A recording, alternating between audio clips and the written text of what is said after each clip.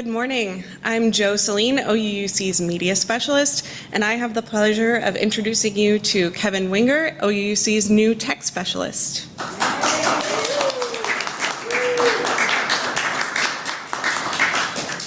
Good morning, everyone. It's good to see all of you today, whether you are here present or online. I'm Kevin Winger. I'm with the tech team. My pronouns are he, him, and this service is being recorded and streamed live on Zoom and YouTube. For those in the sanctuary or on site today, please turn the sound off on any devices or turn those devices off altogether. We also ask that you keep your nose and mouth covered by your mask at all times. Note that you can see subtitles and view the chat on the screen in the front of the room. For those online, I hope you will find a candle or a chalice in a moment so that we can light them together. Thank you for being with us today and connecting in whatever way you are, from near or far. Pleasure. Thank you. Good morning. Let's sing together our morning song. It's out of the Till Hymn book, hymn number 1052, The Oneness of Everything. And if you're joining us online, you can find the lyrics posted in the chat. I invite you to rise in body and or spirit, and let's sing together.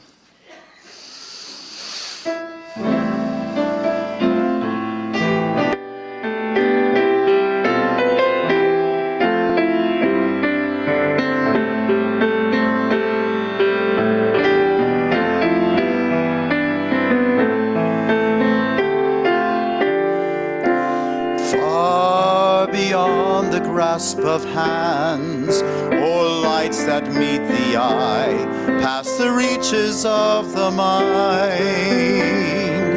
There find the keys to nature's harmony, in the architecture so entwined. Like the birds whose patterns grace the sky, and carry all who join in love expanding. The message of peace will rise in flight, taking the weight of the world upon its wings, in the oneness of everything.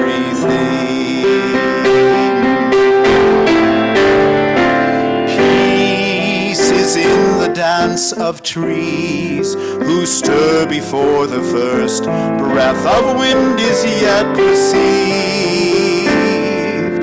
Trust in the songs becoming one with the dance, and all mysteries can be believed.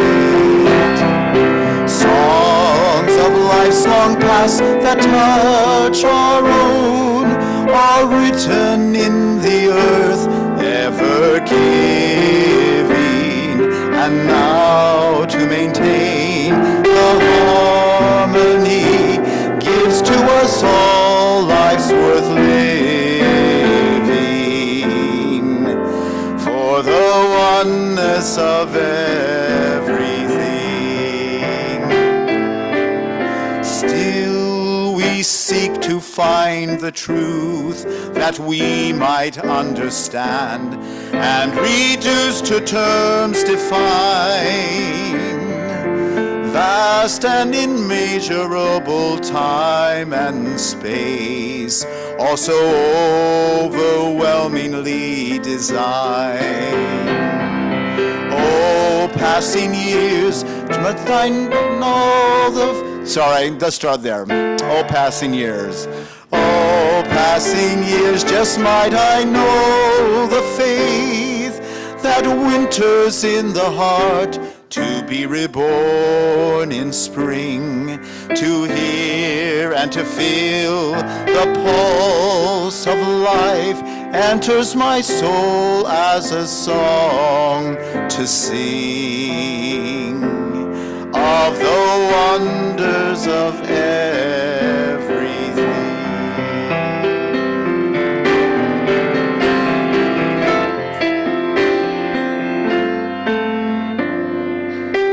Thank you. You may may be seated.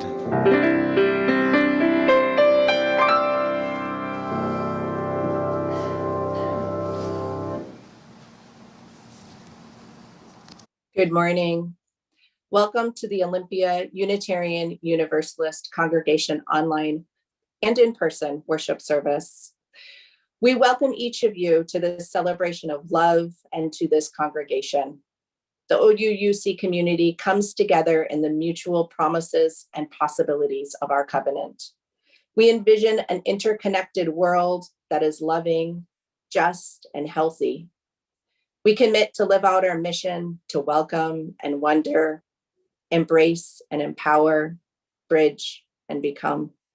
We're so glad that you are here.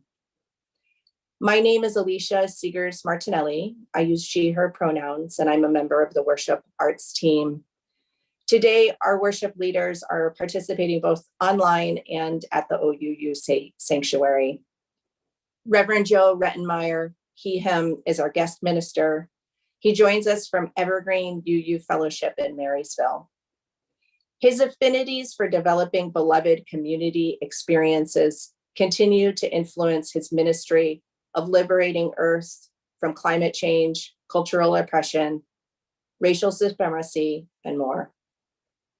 We are also joined by our minister, Reverend Mary Gear, our music director, Troy Fisher, and the director of community and faith development, Reverend Sarah Lewis. If you are new to OUUC, welcome. We would love to hear from you.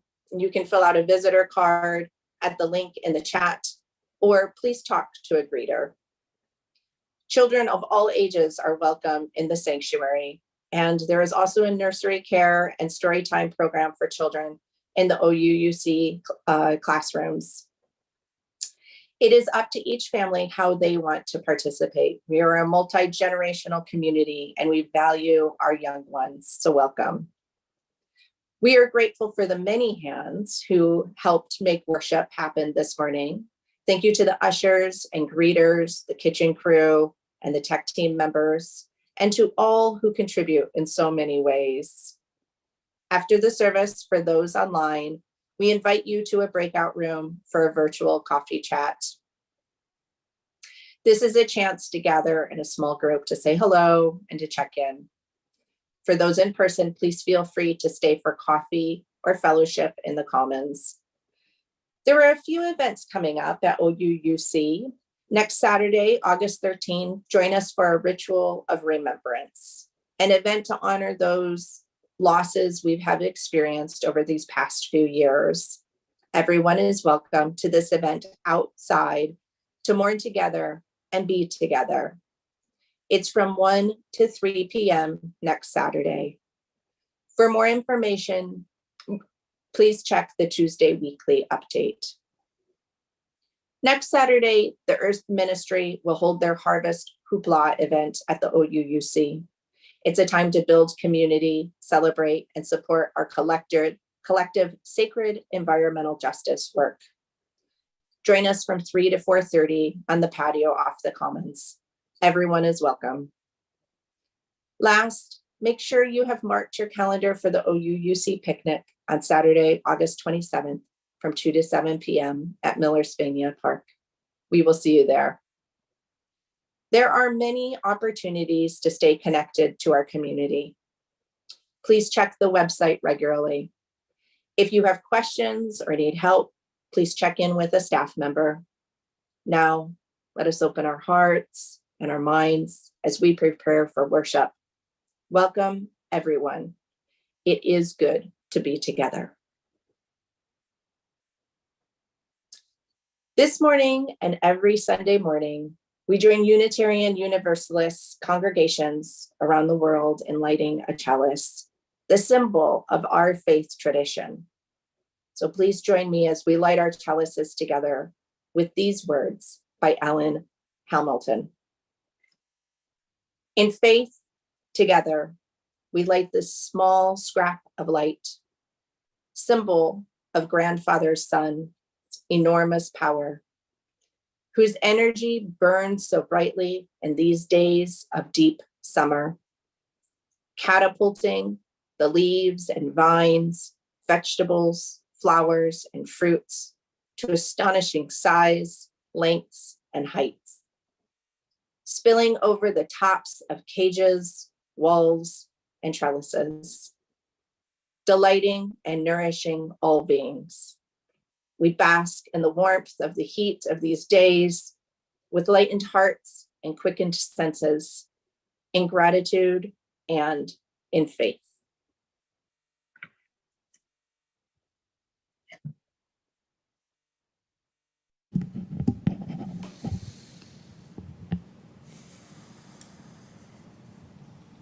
Good morning, everyone.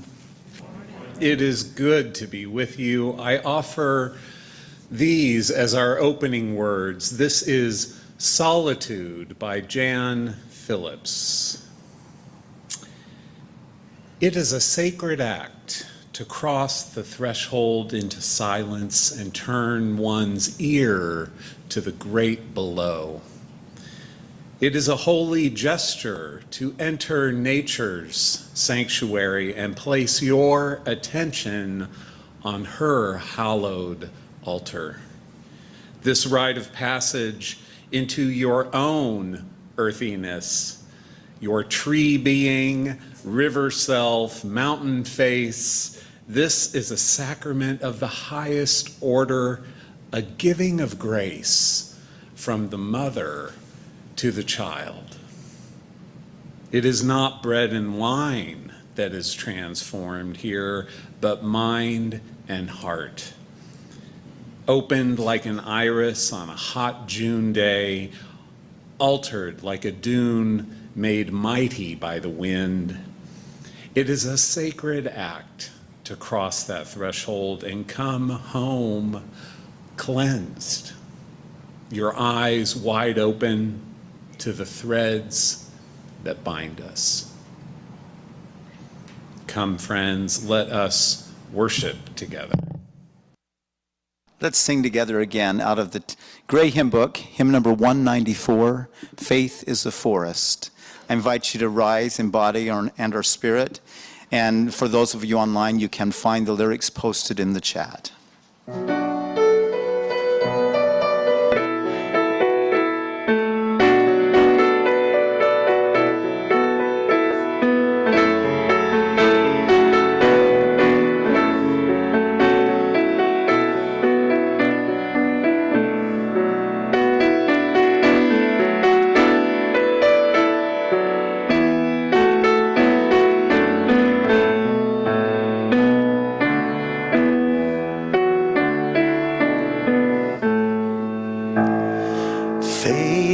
A forest in which doubts play and hide.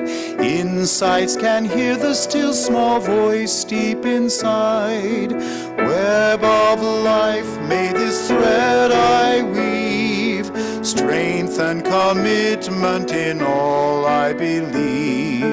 Vision be my guide as I seek my way. Lead me into this tender day. Speak through me in all I do and say. Seeds of both meek and strong are scattered in air. Dignity shines undimmed by bigotry's glare. Web of life, may this thread I weave. Help me bear witness to all I believe. Justice be my guide as I seek my way. Lead me into this tender day. Speak through me in all I do and say. Fortune and famine ride the swift winds of chance. Sorrow and pleasure seem united in dance. Web of life, may this thread I weave, mingle compassion with all I believe. Mercy be my guide as I seek my way. Lead me into this tender day. Speak through me say. Thank you. Please be seated.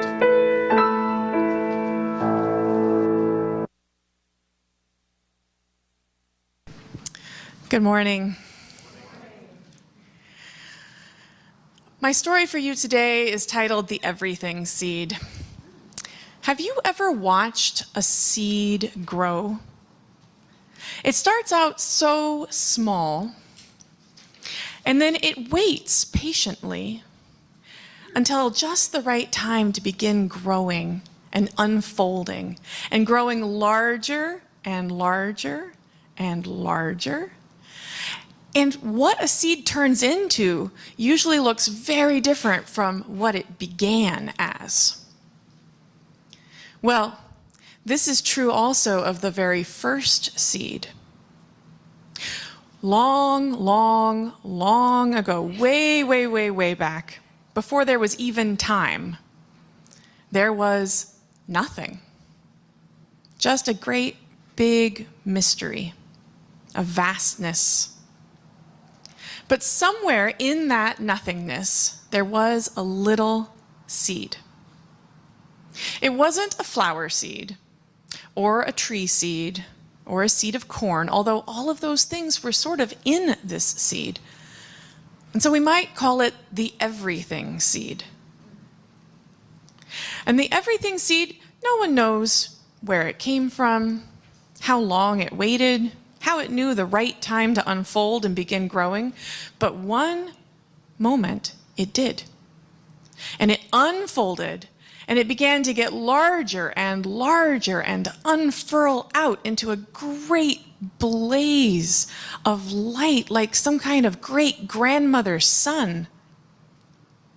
And then the universe was born. Out swirled the galaxies like a storm of snowflakes. And from one of those swirling clouds of stardust spun out our own star, the one that we call the sun. And our Earth and our moon and all the other spinning balls of planets that we have learned how to name. And here's the great secret of the everything seed. You and I were in there too. Everything was in the everything seed. All the rocks and the water, the plants and the animals and the people, everything that has ever been, everything that is now, and everything that will ever be was all there present in the everything seed. Just like the idea for every leaf on the tree is present in the acorn, we were all there in the seed. So the next time you are holding a seed and wondering what it may become, remember and imagine how everything was part of the original everything seed way back in the very, very beginning. Thus ends our story.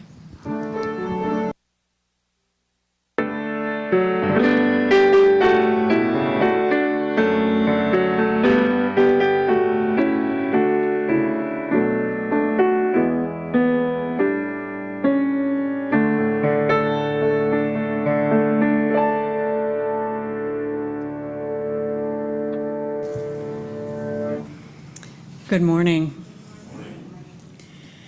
We come together in community this morning, bringing all that is in our lives comes into this space with us.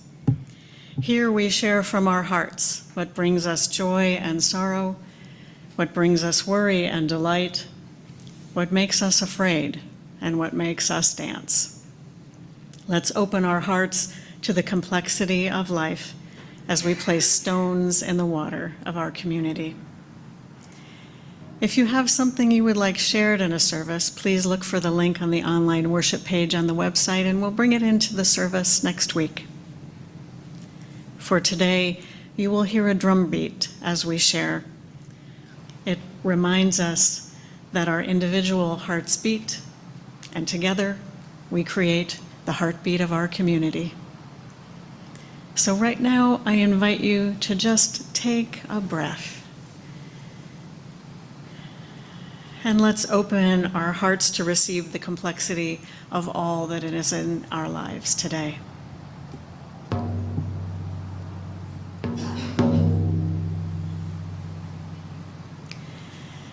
Lee Doyle shares that she is grieving with her sister Rose. Rose recently lost her stepson and is anticipating her husband's imminent cancer treatments. There is a lot in Rose's life, and Lee says that Rose carries her family through their many trials with grace. Lee, we are holding you and your family in love and care.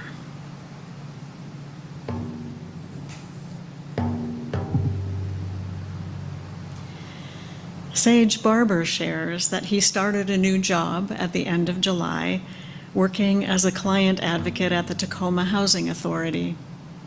Sage offers gratitude to this community for all of the support and encouragement as he made this transition to meaningful work in a supportive environment.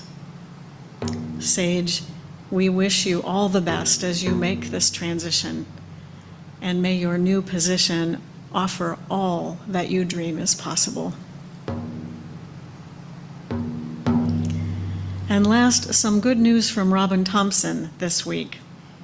On July 25th, Robin donated a kidney to her daughter-in-law, Carolyn. There's a picture of them on the screen. Robin says the surgery went well for both of them, and they both got stellar reports on their first checkup last Tuesday. They are both healing well, and Robin appreciates the many good wishes from the OUUC community. Robin and Carolyn, we wish you continued good health and good healing.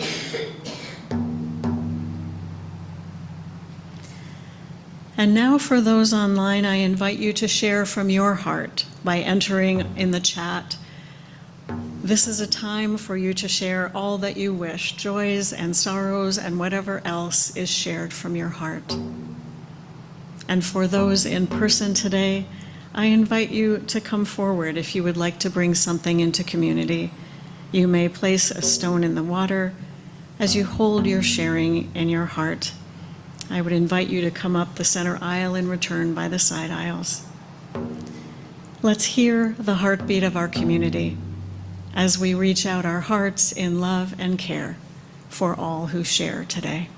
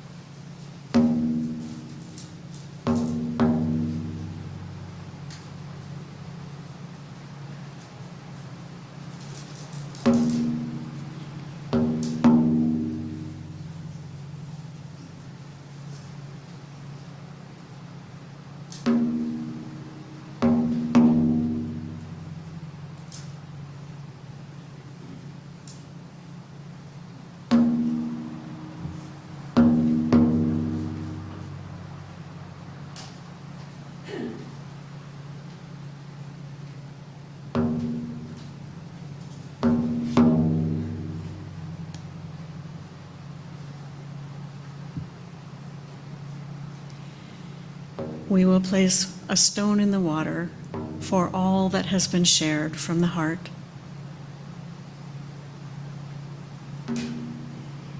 And we place one last stone in the water for all that we hold in our hearts and that remains unspoken.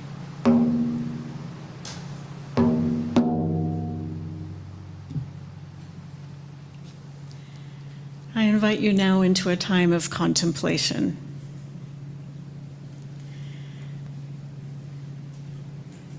I invite you to imagine holding a ball of light. In one hand or both hands, it might be a glass ball reflecting the light of the sun. Not too hot, just warm and comforting.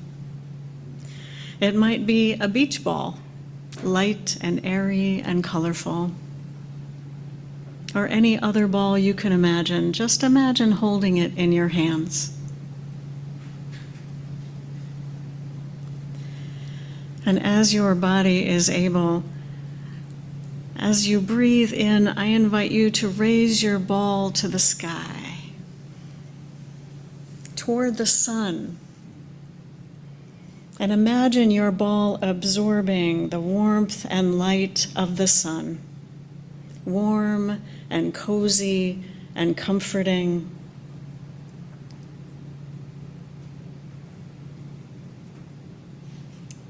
And as you breathe out, lower the ball to your belly and soak in that warmth and light. And breathe.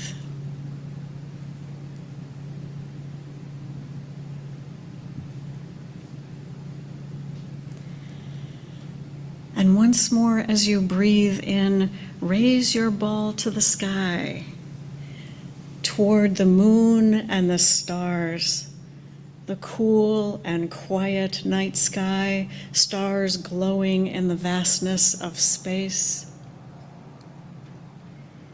And imagine your ball absorbing all of the cool and quiet of the night.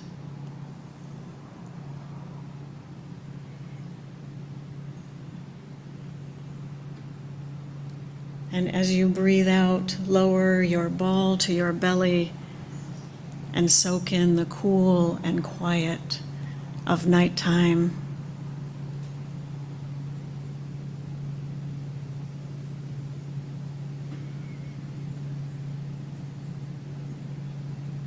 And one last time, as you breathe in, raise your ball to the sky toward all of the planets and solar systems and galaxies out in our vast and beautiful universe.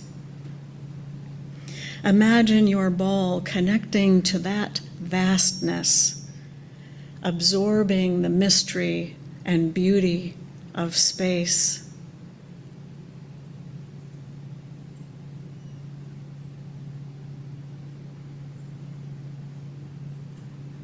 And as you lower your ball to your belly, soak in the mystery and beauty of our universe.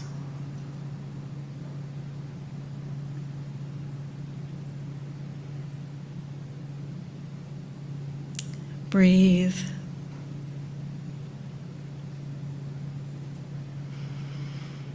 In gratitude for this day, for this earth, for this community, for this life, we pray. Blessed be. Amen. Let's hold a moment of silence together.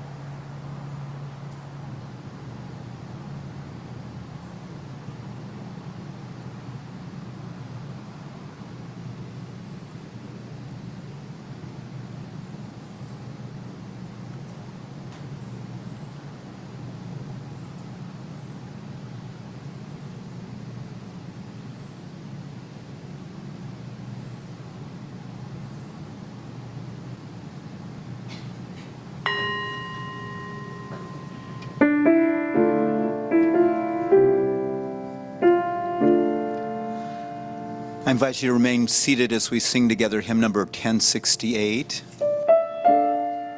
Rising Green. If you're online, you can find the lyrics posted in the chat.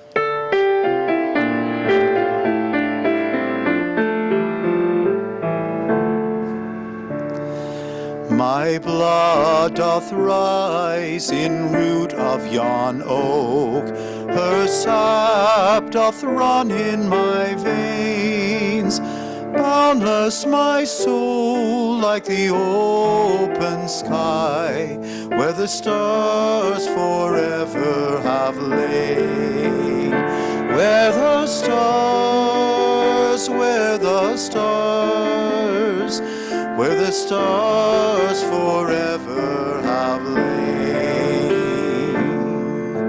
My hands hold the weavings of time without end, my sight as deep as the sea. Beating my heart sounds the measures of old, that of love's eternity. That of love, that of love, that of love's eternity. I feel the tides as they answer the moon, rushing on a far distant sand. Winging my song is the wind of my breast, and my love blows over the land. And my love, and my love, and my love blows over the land. My foot carries stays of old into new. Our dreaming shows us the way. Wondrous our faith settles deep in the earth, rising green to bring a new day. Rising green, rising green, rising green to bring a new day.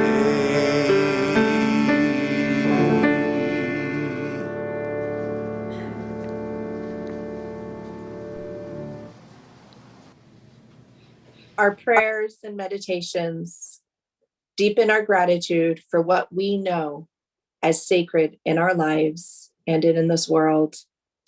Each Sunday, we express our gratitude by joining together in service to our community and to something greater than ourselves. The offering collected here does two things. It supports the ongoing work of OUUC, which is also supported by our regular pledges. And this offering supports an organization that serves our community in harmony with our Unitarian Universalist values. This month, our Share the Plate recipient is Safe Place, and they have a message to share about their work. Hi, everyone at OUUC. Thank you to the Share the Plate committee for inviting Safe Place to come speak for a few minutes, and of course for the support for our organization. My name is Pat Hughes. I'm the development director at Safe Place. And so wanted to say a few words about kind of what you're supporting and what the services are here. Safe Place provides services for survivors of domestic violence and sexual assault and their children. We've been in Thurston County a little over 40 years providing these services. So we're only about 30 years short of OUUC's tenure, but we're getting there.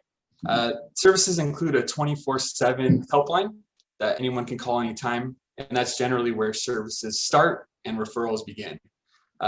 Programs at Safe Place include a emergency shelter, which has 10 bedrooms, 28 beds, is often at capacity.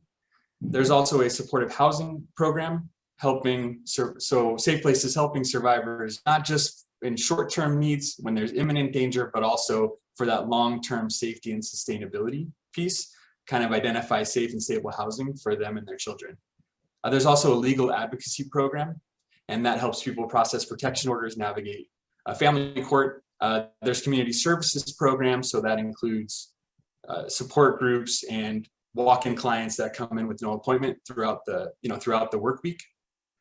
And along with these kind of treatment intervention services, there's a prevention component of Safe Place services. And so that includes classes at the elementary, middle, and high school levels throughout Thurston County, really focused on age-appropriate curriculum around healthy relationships, boundaries, consent,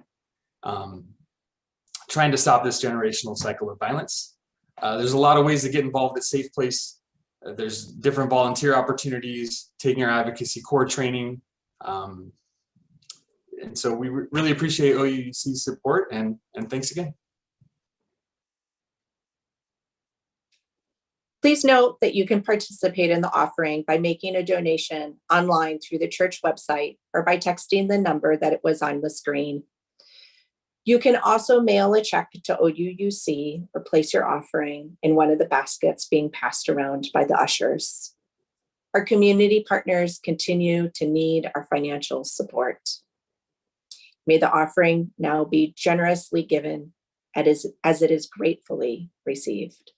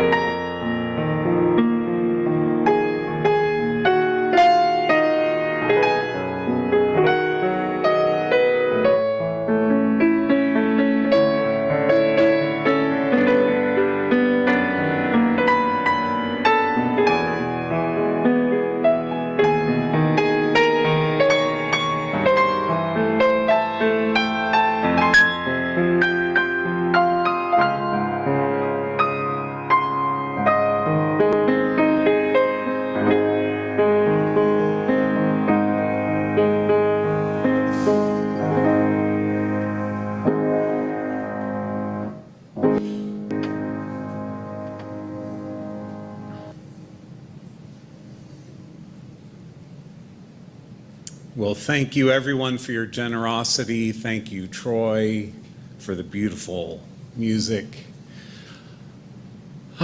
These are happy days of summer, friends, yes? Yes, I do hope you and yours are able to find time in this beautiful weather to walk or climb or roll or ride outdoors during these positively shimmering summer days.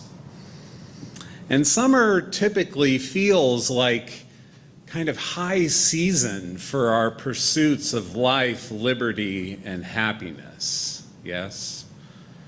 When our families and our friends are more active outdoors with camps or vacations or just dining outside. And this summer, that everything seed, as Sarah spoke to, is more in our minds than ever. It's certainly in my mind in a new way, thanks to something massive happening in our solar system. The James Webb Space Telescope. Has everyone had a chance to see some of those images? Those incredible nebula clouds with those everything seeds of stars being born within them, right? It is reshaping our consciousness as a species. And under that cosmic dome here in our Salish Sea, the spirit of life is positively palpable in every stem and bloom, bug and landscape.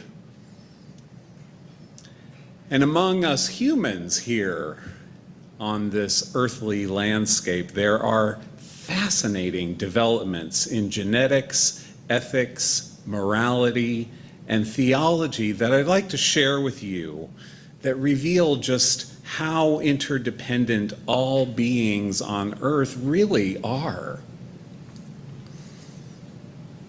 It's not just hyperbole, that notion of interdependence. Humankind's biological research has expanded in recent decades to include not just biology, but ethics as well. Our research has grown more interdependent itself to include studies of the morality and ethics in other species' behaviors, and new studies that illuminate how similar those moralistic behaviors are to our own. Multi-species theology, morality, and ethics is not just a study of all species. It's a realm of revelations about who we humans are as animals among Earth's magnificent web of life. Multi-species theology. Many of us feel the call to respect and revere all living beings, yes? Some of us have faith that the divine, the spirit of life, the God of our understanding is revealed through all living beings. And as Homo sapiens living in this American society, we tend to emphasize the life, liberty, and happiness of the individual, which leads us to primarily tend to our welfare above all others. But from an ethical and spiritual perspective, we would do well to remember we are highly interdependent animals. It is spiritually healthy for us to engage our emotional and mental intelligences with all beings who share the lands that we live upon. It is morally wholesome for us to live as allies to other species. Allies to one another, yes, but allies to other species, and teach ourselves how they too belong to the beloved communities we live in. Engaging our emotional and moral intelligence as we interact with other mammals or amphibians or reptiles can bring us to an expanded awareness of what empathy and love mean. And engaging with other species teaches us that we are not the sole owners of emotion. Nor do we own morality, nor do we own love. Research reveals that other species experience emotions, morals, and love too. So we don't have to venture very far to witness multi-species empathy and love in our world. Take these two friends, for example. Just look at that moment of compassion and affection between the two of them. You can't tell me those two are not friends in that moment. I mean, come on, they're giving one another a hug. Two different species with seemingly little in common to our eyes, finding trust and empathy and love in the other. I love that small monkey especially. She, he, they, however they prefer their pronouns, make me think of our closest biological relatives, our chimpanzees. Consider the lifelong bonds and familial roles that all chimpanzees experience throughout their lifespans. I think, of course, as many of us do, of Jane Goodall's work here, right? Living among the chimpanzees in their lands and across multiple generations, how she was able to come into loving, trusted relationship with them and share with the rest of us all that she had learned. Her pivotal research and observation, which may have been one of the first dawnings of ethics and morality in other species, these were entirely grounded in cultivating a lasting relationship with them and brought to light how stunningly similar chimps' bonds and their family roles and their social structures are to ours. Call that to mind the next time your brood is fighting over food at the table, and you can thank your chimpanzee ancestors. But if we think more locally, what about the resident orcas here in our beloved Salish Sea and their families' bonds, which marine biologists so diligently track and record, right? I recall, and maybe you do too, just a few years ago when we all watched the news footage of one of our local orca mothers holding and carrying her dead child on the water's surface for days. Do you remember that? It was one of the most heartbreaking moments we had witnessed, and our media channels were filled with our speculations for her reasons, right? Was she pleading for help? This is my wondering. Was she pleading for help to bring the breath of life back into her child, just as we would? Was she protesting against the starvation of her family and what they're suffering now due to the pollutions we humans have made? Or you can consider the mighty elephants in Africa or Asia, well documented and ranging in their ancestral lands in herds of extended families for generation after generation after generation, just like we do, folks. Teaching their offspring how and where to find food, water, and shelter through all the seasons of the year, through a complex language in sound frequencies that can travel vast distances on land. Consider how those elephants intelligently maneuver themselves. I think most of us have seen footage of this, into formations to protect their injured children or their siblings as soon as they spot a predator, right? Just like we do.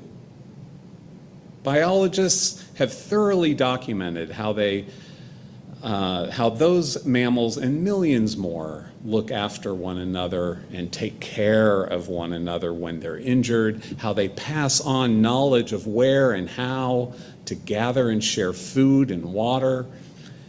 Who are we to arrogantly say they don't have enough brains to be worthy of respect? That they don't know emotional or moral intelligence as deeply as we do? In fact, the research shows otherwise. While the brains of all mammals and reptiles and birds and fishes do vary in size, newer research has delved into learning how they are all made of nearly identical neurological flesh and electrical signal networks.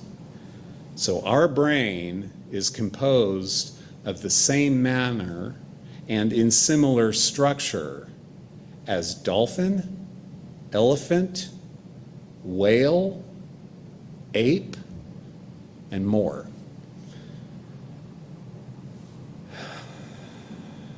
Fascinating stuff. So now also consider this. During the pandemic's stay-at-home orders and lack of face-to-face interactions among us, Who have we humans often turned to for empathy and love?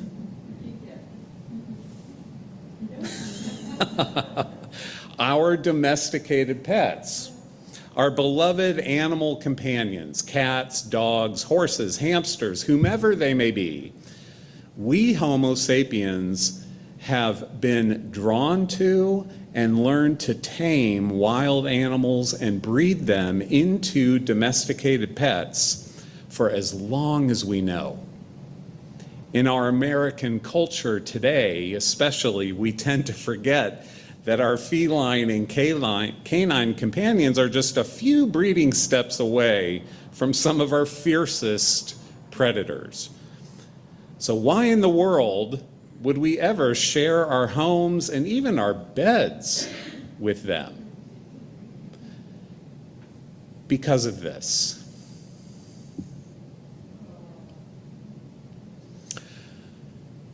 Looking at this photo, I ask you, friends, if that was your hand. Look at that photo. Imagine that is your hand, and somehow you have come into a moment of holding that chimpanzee's hand. You've come to know and trust one another enough to want to hold and support one another through your hand. Wouldn't all of your intelligences light up with empathy and love and content and excitement and maybe a bit of adrenaline in that moment? There is mutual reciprocity happening in that moment between human and chimp, two different species. And this image sums up the multi-species interdependence that I'm talking about. It's that interdependent experience of your emotions, actions, reactions, when you form momentary or lengthy relationships with another creature. Say you happen upon a family of deer grazing near the trail or the road just ahead of you, and your eyes and theirs have that moment of connecting. They sniff the air as you kind of snatch a breath of surprise. It's a moment of reciprocity between you and that deer. Or say, have you ever been in a kayak or a boat and this harbor seal pops up their little head and nose and eyes to see who you are in your kayak, both of you looking so curiously at one another, right? It's another fleeting moment of mutually reciprocal relationship with a wild animal's intelligence and yours connecting. Think of moments you've had similar to these. Do they inspire reverence in you? That harbor seal, or just spotting a deer, surprise, right? There's reverence there in that moment. And it's not just reverence for that creature, is it? If you think about it, it's as if those moments are reverence for your sense of self in relation to that animal's self. Your sense of who you are and who they are. Moments like those are blessings when you open your mind to them. They remind us that we are not the only species that matters. Those momentary reciprocal connections can bless us into seeing what matters in the world from their mind's eyes, with reverence and love. And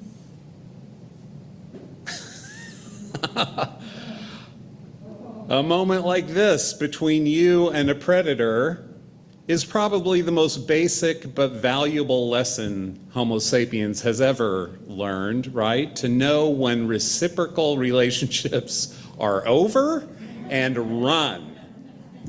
Just like all other creatures on Earth, we humans have not only been predators, we have been prey. So much so that we've evolved to recognize anger in most creatures when we see it, and either fight or take flight. Long ago, in our ancestors' hunter-gatherer societies, our predator role had limits. Human population was kept more in check by high mortality rates that we suffered simply gathering or hunting our food in the wild. Long ago, our lack of medicinal cures for our injuries and infections helped keep our populations in check. But our human capacity for technology, which, by the way, also is not unique to us. There are many problem-solving, tool-making species on Earth. Our capacity for technology has now created medicine and agriculture and shelters and transportation, which have allowed our population to outpace all others. Worldwide, planetary wide. Our technology has served our survival too well thus far. And as we know, it's killing the interdependent web of life on Earth, of which we are only one small part. In his fascinating book, Ecological Intelligence, ethicist Ian McCallum speaks to this. He speaks to the balance of ethics and consciousness we humans need to restore our societies if we are to allow Earth to thrive again. And really, friends, this is the whole reason I'm talking about this today. How do we allow Earth to thrive again with 8 billion of us living on it? McCallum defines another one of our intelligences. He calls it ecological intelligence, and he defines it this way. Quote, ecological intelligence is not speech. It is an act. It is an act of weaving and unweaving our reflections of ourselves on Earth, of scattering our eyes upon it, and of scattering the Earth upon our eyes. And as soon as our ecological intelligence becomes acquisitive, something egotistic, it vanishes. End quote. So as soon as we allow our innate ecological intelligence to become acquisitive, right? That is overly focused on acquiring material resources to make profits or hold power over others or feel that we have more status than others. That intelligence vanishes in us as it becomes acquisitive. And all living beings suffer the ecological assaults that we then cause. So how then can we become less acquisitive in the web of all living beings? Well, by exercising our capacity for compassion and love so that all beings may thrive. I share with you some technological intelligence from the gene sequencing company 23andMe to help inspire your soul and spirit. Look at that image. Can you read, for those of you here in the room? I'm sure folks at home can. Look at how many genes we have in common with just that small handful of other living beings and things. So child in the center to the left, a plant has 18% of the same genes as you.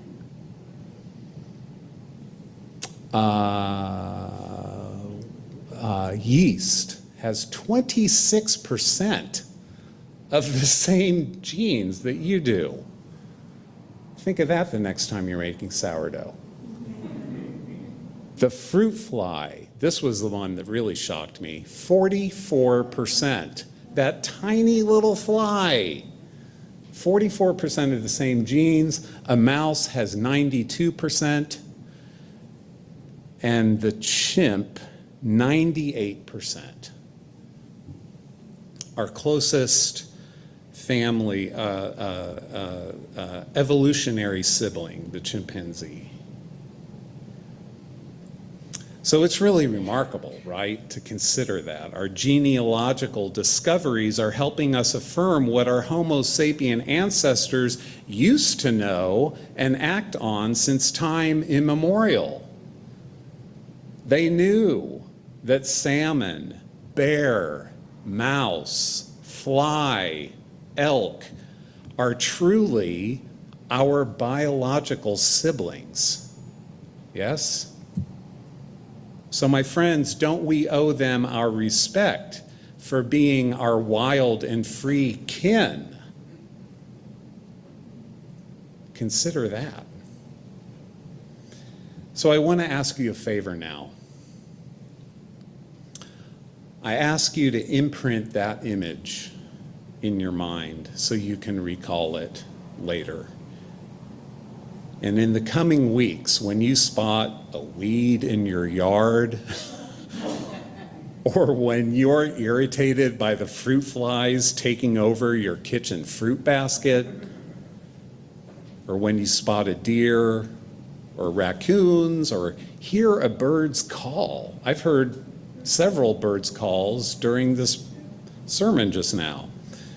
Whatever creature you see or hear, just take a moment to send that creature a mental hello. Hello, bird.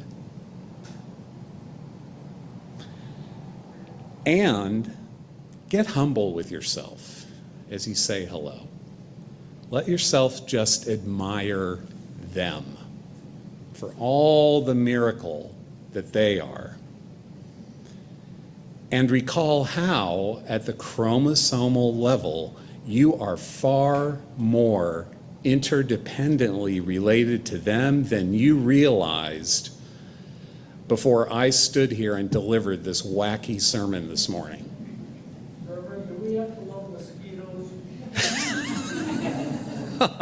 Do we have to love mosquitoes? Yeah. I am not the one to answer that question. That is up to you, my friend. You, like them, though, are an interdependent animal with a brain made of the same neurological matter, a body made of the same star stuff. You are one species among millions on this beautiful planet. So let yourself be astonished by that, will you, friends? Even for some brief moment in the coming week or two. Let yourself be astonished, because it's an easy practice that'll open you to wholesome moments of your own humility and reverence. Humility and reverence. And when you open your mind to those, even for brief moments, you generate content, liberty. So, whether you're in the city or out in nature, friends, I encourage you this week to scatter your eyes upon the earth, as McCallum calls us to, and notice any other species that scatter upon your eyes, and recall that 23andMe image. Send a brief mental hello. And I assure you that that simple practice, day after day, you'll nurture a reverence within you you may have not known before. as you pursue life, liberty, and the contentedness of interdependence. May it be so, friends.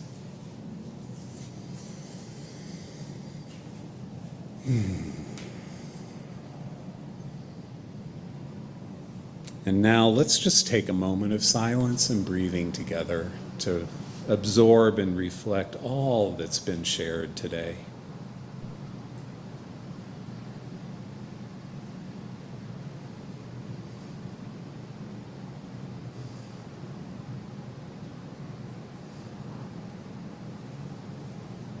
Amen.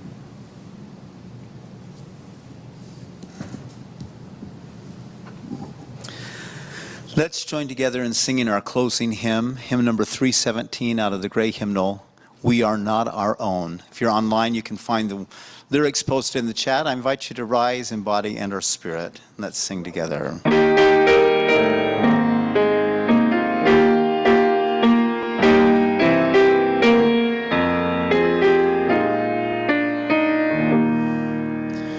We are not our own, earth forms us, human leaves on nature's growing vine, fruit of many generations, seeds of life divine. We are not our own, earth names us, past and present peoples near and far, family and friends and strangers, show us who we are. Therefore let us make thanksgiving, and with justice willing and aware, give to earth and all things living liturgies of care. Let us be a house of welcome, living stone upholding living stone, gladly showing all our neighbors we are not our own.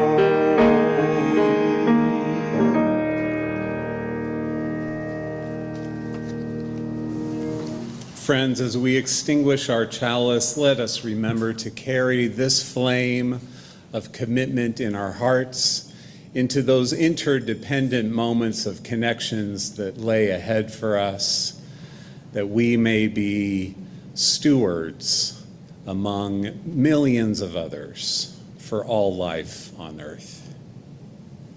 Amen. Let's join together in singing our unison benediction.